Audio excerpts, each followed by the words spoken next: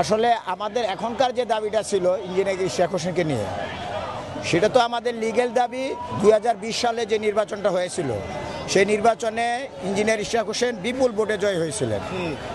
কাজে তার এই ধারাবাহিকতায় তাকে জয়ী ঘোষণা করার কথা, কিন্তু স্বৈরাচার শেখ হাসিনা তাকে জয়ী ঘোষণা না করে ভোট কু করে অন্যায়ভাবে অবৈধভাবে তার দোসর তাপসকে অন্যায়ভাবে মেয়র ঘোষণা করেন।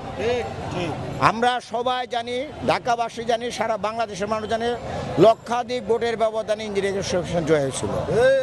তার প্রতি অন্যায়ভাবে তাকে পরাজিত ঘোষণা করে। আমাদের এটা ন্যায্য দাবি এবং কোর্টের রায় আছে, আমরা আইনের প্রতি শ্রদ্ধাশীল। কোর্ট যে রায় দিয়েছে সে রায়কে তারা মানে নাই, কিন্তু কোর্ট রায় দিয়েছে, তাকে তার কোনো বাধা নাই, কাজে উনি মেয়র হতে পারবেন। কিন্তু এই উপদেষ্টারা সেই রায়টা মানে নাই। আমরা মনে করি সেটা আদালত অবমাননার শামিল। আর পাশাপাশি আমাদের যে জাতীয় নির্বাচন, অ্যাকচুয়ালি আমরা দীর্ঘ 17 বছর আন্দোলন করেছি কিন্তু জাতীয় নির্বাচনের জন্য। আমরা জাতীয় নির্বাচনের জন্য, কারণ বিগত স্বৈরাচার শেখ হাসিনা 2009, 2014, 2018, 2022 সালে যে নির্বাচনগুলি করেছে, 24 সালে প্রত্যেকটা নির্বাচন অন্যায়ভাবে করেছে, ভোট করেছে, ভোটারবিহীন নির্বাচন করেছে। আপনারা জানেন যে 153 জন এমপি বিনা প্রতিনিধিত্ব হয়েছে, কারণ তখন নির্বাচন হয় নাই। ভোট কেন্দ্রগুলিতে আপনারা জাতীয় প্রচার মাধ্যমে এবং আপনাদের মিডিয়ার মাধ্যমে আমরা দেখেছি কুকুর বসেছিল, কিন্তু কোনো ভোটার ছিল না।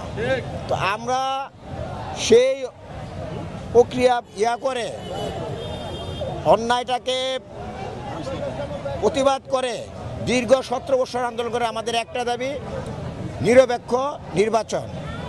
কাজে আমরা নিরপেক্ষ নির্বাচন চাই। আর যেহেতু আমরা এই সরকার উপদেষ্টারা প্রথমেই আমাদের দাবিকে, ন্যায্য দাবিকে অগ্রাহ্য করেছে, মেয়র নির্বাচনকে, মেয়র প্রার্থীকে আমাদের বসতে দেওয়া হয় না নগর ভবনে। কাজেই আমরা তাদের জাতীয় নির্বাচন নিয়ে সংবিধান আছি, যে সংশয়ের মধ্যে আছি যে তারা জাতীয় নির্বাচন দিবে না।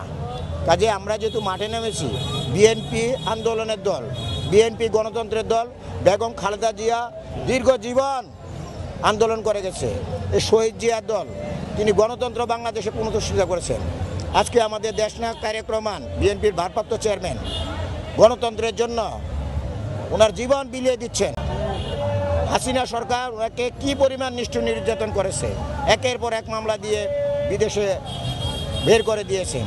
কাজেই আমাদের একটা দাবি, সুষ্ঠু নির্বাচন, গণতন্ত্র এবং ভোটের মাধ্যমে যাতে আমরা এদেশে গণতন্ত্র প্রতিষ্ঠিত হয় এবং সব এমপি নির্বাচিত হয় এবং আমরা বাংলাদেশ জাতীয়তাবাদী শক্তি যাতে সাধারণ মানুষের পাশে থাকতে পারি, সেটাই আমাদের একটা দাবি। তাহলে কি আপনাদের এখনকার আন্দোলন, এখনকার অবস্থান কর্মসূচি জাতীয় নির্বাচনের জন্য নাকি এই দুই উপদেষ্টা পদত্যাগের জন্য, এইটা একটু ক্লিয়ার করে।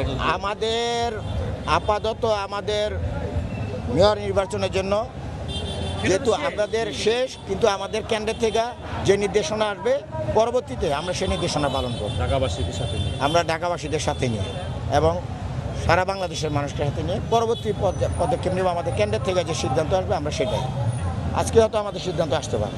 ধন্যবাদ।